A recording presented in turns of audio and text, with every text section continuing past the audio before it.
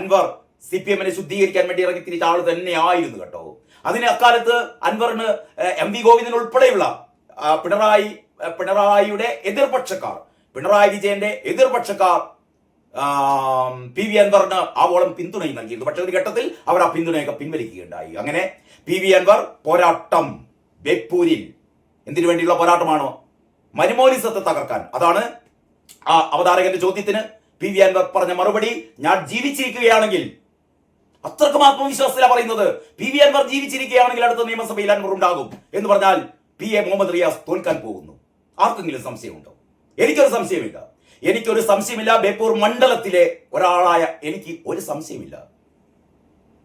കാരണം റീൽസ് കൊണ്ടൊന്നും അല്ലെങ്കിൽ ഈ പറയുന്ന ആൾക്കാർ ഇങ്ങനെ സോപ്പടിച്ച് നടന്നാലൊന്നും ആൾക്കാർ വോട്ട് ചെയ്യില്ല കേട്ടോ. ഇപ്പൊ റിയാസ് ഇങ്ങനെ വീടുകൾ തോറൊക്കെ കയറി ഇറങ്ങുകയാണ്. അത്രേ മന്ത്രി തങ്ങളുടെ വീട്ടിൽ വന്നു എന്നൊക്കെ കേൾക്കുമ്പോൾ ആൾക്കാർക്ക് ഒരു ഹരമൊക്കെ ഉണ്ടാകും. പക്ഷെ ഇവിടെ ആരും പോയി കണ്ട് വോട്ട് ചെയ്യില്ല. അങ്ങനെ മലപ്പായസം ഉണ്ടണ്ട മന്ത്രി. ഇവിടെ അൻവർ പറഞ്ഞ ഏറ്റവും പ്രധാനപ്പെട്ട ഒരു കാര്യമുണ്ട് കേട്ടോ. അതായത് അൻവർ പറയുന്നത് പിണറായി വിജയൻ ഇത്രയും ദുഷിക്കാൻ കാരണം ഈ പറയുന്ന PM മുഹമ്മദ് റിയാസ് ആണ് എന്നാണ് പറയുന്നത്. പിണറായി വിജയൻ എന്ന് പറയുന്ന CPM-ലെ കരുത്തനായ നേതാവ്, ഒരു നല്ല സഖാവ്, ഇങ്ങനെ വഴിപിഴച്ചു പോകാനുള്ള കാരണം ഈ PM മുഹമ്മദ് റിയാസുമായുള്ള സംസർഗമാണ് എന്ന് അൻവർ ചൂണ്ടിക്കാട്ടുകയാണ്. ഒരു പക്ഷേ അൻവർ ഇത് ആദ്യമായിട്ടാണ് പറയുന്നത്. പിണറായിസം മരുമോനിസം എന്നൊക്കെ പറയുമ്പോൾ പിണറായിസം ഉണ്ടാവാൻ കാരണം മരുമോനിസമാണെന്നാണ് പറയുന്നത്. മരുമോനിസം കൊണ്ടാണ് പിണറായിസം ഉണ്ടായത്. അല്ലെങ്കിൽ പിണറായി എന്ന് പറയുന്ന ഒരു നല്ല കമ്മ്യൂണിസ്റ്റുകാരൻ എങ്ങനെ വഴിപിഴച്ചു പോയി, എങ്ങനെ ഒരു ഇത്തരത്തിലുള്ള ഒരു മൂരാച്ചിയായി മാറി, അതിനുത്തരം ഈ പറയുന്ന മരുമകനാണ് എന്ന് അൻവർ പറയുകയാണ്. അതുകൊണ്ട് അൻവർ പറയുന്നു ആദ്യം തീർക്കേണ്ടത് മരുമോനിസമാണ്. മരുമോനിസം തീർന്നു കഴിഞ്ഞാൽ സ്വാഭാവികമായും പിണറായിസവും തീരും. അത്രയേ ഉള്ളൂ. സിമ്പിൾ ലോജിക്കാണ്. അപ്പോൾ മരുമോനിസം തീർക്കുക എന്ന് പറയുന്ന ലക്ഷ്യത്തോടെയാണ് അൻവർ രംഗത്തിറങ്ങിയിട്ടുള്ളത്. ഞാൻ പറഞ്ഞു കഴിഞ്ഞ പ്രാവശ്യം 28,000 വോട്ടിന്റെ ഭൂരിപക്ഷമുണ്ട്. പക്ഷേ പഞ്ചായത്ത് തെരഞ്ഞെടുപ്പ് അത് 1000 കുറഞ്ഞു. അൻവർ കൂടി വന്നു കഴിഞ്ഞാൽ ഏറ്റവും കണക്കാക്കുന്നത് ഒരു 20,000 25,000 വോട്ടിന് തന്നെയെങ്കിലും അൻവർ ഭൂരിപക്ഷം നേടുമെന്നാണ് മണ്ഡലത്തിൽ നിന്നുള്ള ചില പ്രതികരണങ്ങളിൽ നിന്ന് നമുക്ക് മനസ്സിലാക്കാൻ വേണ്ടി സാധിക്കുന്നത്. ഇതിനിടക്ക് ഈ അവതാരകൻ നമ്മുടെ പേരാവൂരിലെ കാര്യം ചോദിച്ചു. അതാണല്ലോ കേരളത്തിൽ ഇപ്പൊ ചർച്ച ചെയ്യപ്പെടുന്ന ഏറ്റവും പ്രധാനപ്പെട്ട കാര്യം. KK ശൈലജ എന്ന് പറയുന്ന മട്ടന്നൂരിൽ ഏറ്റവും വലിയ ഭൂരിപക്ഷത്തിൽ ജയിച്ച ശൈലജയെ അവിടെ നിന്ന് വെട്ടി പേരാവൂരിൽ കൊണ്ടുപോയി മത്സരിക്കുന്നു സണ്ണി ജോസഫിനെതിരെ. ഒരു തരത്തിലും ജയിക്കാനിടയില്ലാത്ത ഒരു സീറ്റിൽ കൊണ്ടുപോയി നിർത്തുന്നു എന്ന് പറഞ്ഞാൽ പിണറായി വിജയന്റെ ലക്ഷ്യം ശൈലജയെ പരാജയപ്പെടുത്തുക എന്നുള്ളതാണ്. ഇപ്പൊ ജി സുധാകരൻ കമ്മ്യൂണിസ്റ്റ് ഈ പാർട്ടി മെമ്പർഷിപ്പ് അദ്ദേഹം ഒഴിവാക്കുകയാണ് എന്ന് പറഞ്ഞാൽ സുധാകരൻ പാർട്ടി വിട്ടിരിക്കുന്നു. ജി സുധാകരൻ എന്ന് പറയുന്ന എക്കാലത്തെയും കമ്മ്യൂണിസ്റ്റ് പാർട്ടിയിലെ കരുത്തനായ നേതാവ്, ആദർശസാരിയായ നേതാവ്, അഴിമതിയുടെ കറപുരളാത്ത നേതാവ് പാർട്ടി വിട്ടുകയാണെന്നല്ല വിട്ടുകഴിഞ്ഞിരിക്കുന്നു എന്ന് പറഞ്ഞാൽ ഇവിടെ സംശുദ്ധിയുടെ പ്രതീകമായ നേതാക്കന്മാരൊക്കെ വിട്ടുപോകുകയാണ്. വിടാത്തവരെ പിണറായി വിജയൻ വെട്ടിവീഴ്ത്തുകയാണ്. പിണറായി വിജയന്റെ ഒരൊറ്റ ലക്ഷ്യം മാത്രമേ ഉള്ളൂ, അടുത്ത നിയമസഭയിൽ താൻ വീണ്ടും 3ാം തവണയും അധികാരത്തിൽ വരുമെന്നാണ് ഈ എന്താ പറയാ പോകന്റെ വിചാരം. അപ്പോ മരുമോനെ മുഖ്യമന്ത്രിയാക്കാം എന്നാണ് വിചാരം. പക്ഷെ മരുമോൻ ഇതാ ബേപ്പൂരിൽ തോൽക്കാൻ വേണ്ടി പോകുകയാണ്. തോറ്റ മരുമോനെ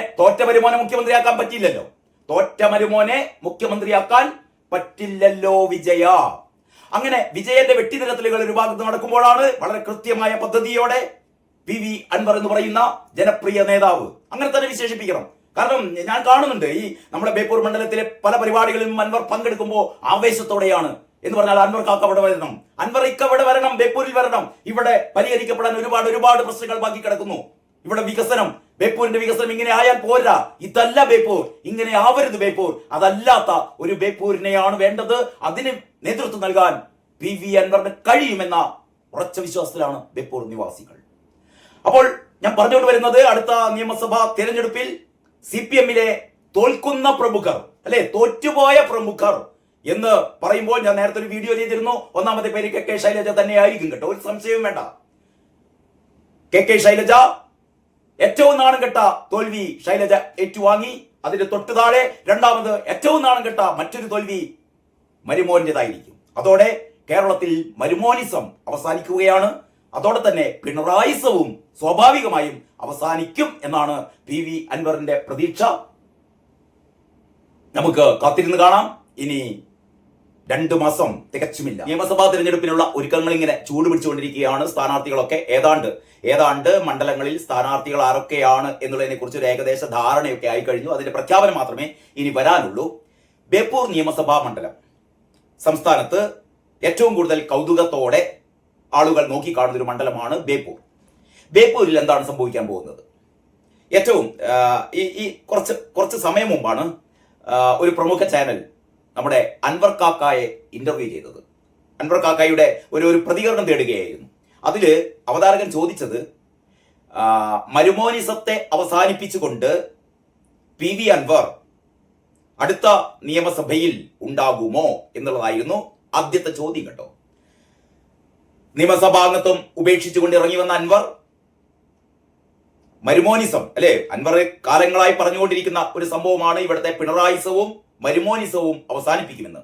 അപ്പൊ പ്രത്യേകിച്ച് ബേപ്പൂരില് PV അൻവർ മുഹമ്മദ് റിയാസിനെതിരെ PA മുഹമ്മദ് റിയാസ് എന്ന് പറയുന്ന പൊതുമരാമത്ത് വകുപ്പ് മന്ത്രിക്കെതിരെ മത്സരത്തിന് ഇറങ്ങുമ്പോൾ തികച്ചും സ്വാഭാവികമായ ചോദ്യമാണ്, മരുമോനിസത്തെ അവസാനിപ്പിച്ചുകൊണ്ട് അല്ലെങ്കിൽ മരുമോനിസത്തിന്റെ വേറൊറുത്തുകൊണ്ട് അടുത്ത നിയമസഭയിൽ PV അൻവർ ഉണ്ടാകുമോ എന്നുള്ള ചോദ്യത്തിന് തികഞ്ഞ ആത്മവിശ്വാസത്തോടെ PV അൻവറിന്റെ മറുപടി, ഞാൻ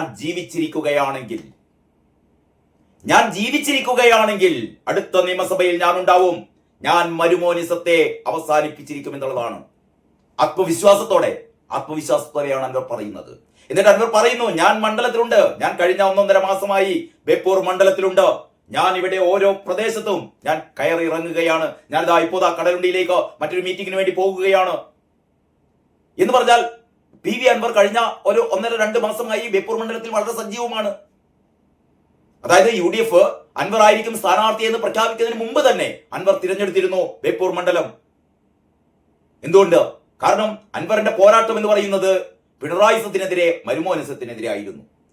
അതുകൊണ്ട് തന്നെ അൻവർ തിരഞ്ഞെടുത്ത മണ്ഡലം ബേപ്പൂരാണ്. ബേപ്പൂർ എന്ന് പറഞ്ഞാൽ നിങ്ങൾക്കൊക്കെ അറിയാലോ, ഇടതുപക്ഷത്തിന്റെ കോട്ട എന്നൊക്കെയാണ് നമ്മൾ അറിയപ്പെടുക.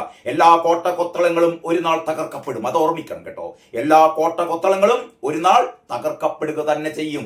അപ്പോൾ ഇടതുപക്ഷത്തിന്റെ കോട്ട എന്ന് അഭിമാനിച്ചിരുന്ന പ്രദേശമായിരുന്നു ബേപ്പൂർ മണ്ഡലം. ഈ ബേപ്പൂർ മണ്ഡലത്തിന്റെ ഒരു ചരിത്രം ജസ്റ്റ് ഞാനൊന്ന് പറയാം. അതായത് ഇക്കഴിഞ്ഞ തെരഞ്ഞെടുപ്പിൽ, അതായത് 2021 അസംബ്ലി തിരഞ്ഞെടുപ്പില് PA മുഹമ്മദ് റിയാസിന് കിട്ടിയ വോട്ടുകൾ എത്രയാണെന്ന് അറിയോ?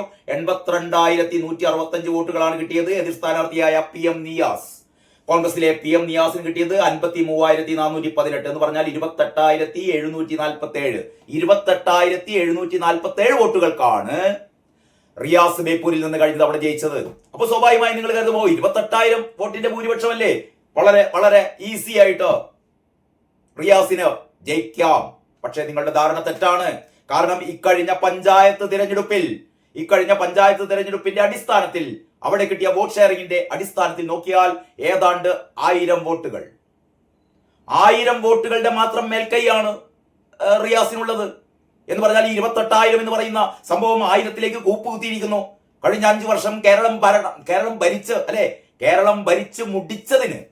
കട്ടുമുടിച്ചതിന് ബേപ്പൂരിലെ സഖാക്കൾ ഉൾപ്പെടെ ഈ ഭരണം അവസാനിപ്പിക്കണമെന്ന് ആവശ്യപ്പെടുന്നത് ആരാണ്? K. സച്ചിദാനന്ദനെ പോലുള്ള ഇടതുപക്ഷ സഹയാത്രികർ നേരത്തെ ഇടതുപക്ഷ സർക്കാരിന്റെ അല്ലെങ്കിൽ പിണറായി വിജയൻ സർക്കാരിന്റെ എല്ലാ തെണ്ടിത്തരങ്ങൾക്കും ജയ് വിളിച്ചിരുന്ന സച്ചിദാനന്ദൻ ഉൾപ്പെടെ, സാറ ജോസഫ് ഉൾപ്പെടെ കേരളത്തിലെ സാമൂഹ്യ സാംസ്കാരിക നായകന്മാർ ഈ ഭരണം ഇനി തുടരരുത്, കട്ടുമുടിക്കൽ മതി എന്ന് പറയുന്നൊരവസ്ഥയിലെത്തി. അപ്പം പിന്നെ ഇവിടുത്തെ സാധാരണക്കാരായ സഖാക്കൾ, മറ്റു പാർട്ടികൾ പോട്ടെ, മറ്റു പാർട്ടിക്കാർ പോകട്ടെ, അവരെ നമുക്ക് വിടാം. പാർട്ടിക്കുള്ളിലെ സാധാരണ സഖാക്കൾ പറയുന്നു ഈ ഭരണം വേണ്ട, ഇതല്ല കമ്മ്യൂണിസ്റ്റ് ഭരണം എന്ന് കമ്മ്യൂണിസത്തെ സ്നേഹിക്കുന്ന ആൾക്കാർക്ക് അറിയാം. പിണറായി വിജയനെ ജയ് പാടുന്ന ആൾക്കാരെ സംബന്ധിച്ചിടത്തോളം അവർ കമ്മ്യൂണിസ്റ്റുകാരല്ല, അവര് വിജയന്റെ ഇത്തരത്തിലുള്ള എന്ത് നെറിയേടുകളും അത് എന്താ പറയാ അതിനെ കൈയടിച്ച് പ്രോത്സാഹിപ്പിക്കുന്ന ഒരു പിണറായി ഫാൻസ് അല്ലെങ്കിൽ പിണറായി ഗുണ്ട, രണ്ട് തരം ടീമുകളാണ് പിണറായി വിജയനുള്ളത്. ഒന്ന് പിണറായി ഫാൻസ് അസോസിയേഷൻ, മറ്റൊന്ന് പിണറായി ഗുണ്ട അസോസിയേഷൻ. അപ്പൊ ഈ ഫാൻസ് അസോസിയേഷനുകാരും ഗുണ്ട അസോസിയേഷൻസുകാർക്കൊക്കെ പിണറായി തുടരണമെന്ന് ആഗ്രഹം ഉണ്ടായിരിക്കും. കാരണം അവർക്ക് അവരുടേതായ ഗുണങ്ങളുണ്ട്. അതുകൊണ്ട് അവരുടേതായ ചില മെച്ചങ്ങളുണ്ട്. എന്ന് പറഞ്ഞാൽ അവർക്ക് കൊള്ളയടിക്കാം, ആരെയും അടിക്കാം, ആരെയും ഇടിക്കാം, ആരെയും കുത്തിക്കൊല്ലാം, ഒരു പ്രശ്നവുമില്ല. രക്ഷിക്കാൻ പിണറായി തമ്പുരാനുണ്ടല്ലോ. പക്ഷെ സാധാരണ ജനങ്ങൾ അങ്ങനെയല്ല കേട്ടോ. സാധാരണ ജനങ്ങൾ, കമ്മ്യൂണിസത്തെ ഇഷ്ടപ്പെടുന്ന സാധാരണ ജനങ്ങൾ, ഇതല്ല കമ്മ്യൂണിസം, ഇത് കമ്മ്യൂണിസം അല്ല, ഇത് ഏകാധിപത്യമാണ്, ഇത് ഫാസിസമാണ് എന്ന് തിരിച്ചറിഞ്ഞ സാധാരണ ജനങ്ങൾ ഇവർക്കെതിരെ വോട്ട് ചെയ്യും. അതാണ് ഞാൻ പറഞ്ഞത്. 28,000 ചില്ലാൻ വോട്ടുകൾക്ക് റിയാസ് കഴിഞ്ഞ തവണ ജയിച്ചു എന്നുള്ളത് കൊണ്ട് അടുത്ത തവണ റിയാസ് ജയിക്കും എന്നുള്ളത് ഒരു തരത്തിലും അതൊരു ന്യായീകരണമല്ല. അപ്പോഴാണ് PV അൻവർ എന്ന് പറയുന്ന കരുത്തൻ, അല്ലേ, PV അൻവർ ഈ പറയുന്ന 140 മണ്ഡലങ്ങളിലെയും സ്ഥാനാർത്ഥികളിൽ വെച്ച് കരുത്തരാണ്. ആൾബലം കൊണ്ട്, സാമ്പത്തിക ബലം കൊണ്ട് ഒരു ഇലക്ഷനൊക്കെ എന്താ പറയാ, ഇലക്ഷനിൽ മത്സരിക്കുക എന്നൊക്കെ പറഞ്ഞാൽ നല്ല സാമ്പത്തിക ചെലവുള്ള പരിപാടിയാണ്. നല്ല ആൾബലം വേണം, നല്ല കയ്യൊക്കെ വേണം, നല്ല ഉശിരി വേണം, നല്ല പോസിറ്റീവായ ചിന്താഗതി വേണം, അല്ലെങ്കിൽ ആ എതിർക്കാനുള്ള ഒരു ആക്രമണ സ്വഭാവം വേണം. അതെല്ലാം ഒത്തിളങ്ങിയ ആളാണ് അൻവർ വന്നത് വെറുതെ ജയിക്കാനല്ല. കേരളത്തിൽ ഒരു ദൗത്യമുണ്ട്. അൻവർ തുടങ്ങി വെച്ച ആ ദൗത്യം. അൻവർ ഇന്നലെ മെനയാന്ന് തുടങ്ങിയതല്ലല്ലോ. കാരണം നിങ്ങൾക്കൊക്കെ അറിയാവുന്നതാണ്. അൻവർ CPM-നുള്ളിൽ നിന്ന് CPM-നെ ശുദ്ധീകരിക്കാൻ വേണ്ടിയിട്ട്, CPM-നുള്ളിൽ നടക്കുന്ന ഈ പൊളിറ്റിക്കൽ സെക്രട്ടറി P ശശിയുടെ നേതൃത്വത്തിൽ നടക്കുന്ന തോന്നിവാസങ്ങൾ അവസാനിപ്പിക്കാൻ വേണ്ടിയിട്ട്, സ്വജന പക്ഷപാതത്തെ അവസാനിപ്പിക്കാൻ വേണ്ടിയിട്ട്, ഇത്തരത്തിലുള്ള എല്ലാ നെറികേടുകൾക്കുമെതിരെ പോരാട്ടം തുടങ്ങിയ ആളാണ് PV അൻവർ കേട്ടോ. PV അൻവറിനെ കുറിച്ച് സാധാരണ പറയുമ്പോൾ അദ്ദേഹം എന്തോ കള്ളക്കടത്തുമായി ബന്ധപ്പെട്ട ആളാണ്, അല്ലെങ്കിൽ ഇത്തരത്തിലുള്ള കുറെ അവിഹിത മാർഗങ്ങളിലൂടെ പണം സമ്പാദിക്കുന്ന ആളാണെന്നൊക്കെ പറഞ്ഞ കുറെ പരാതികളൊക്കെ നിങ്ങൾക്ക് പറയാനുണ്ടാകും. അതിലൊക്കെ എത്രത്തോളം യാഥാർത്ഥ്യമുണ്ട് എന്നുള്ളത്, അങ്ങനെയാണെങ്കിൽ കോടതി അൻവറിനെ ശിക്ഷിക്കേണ്ടതല്ലേ?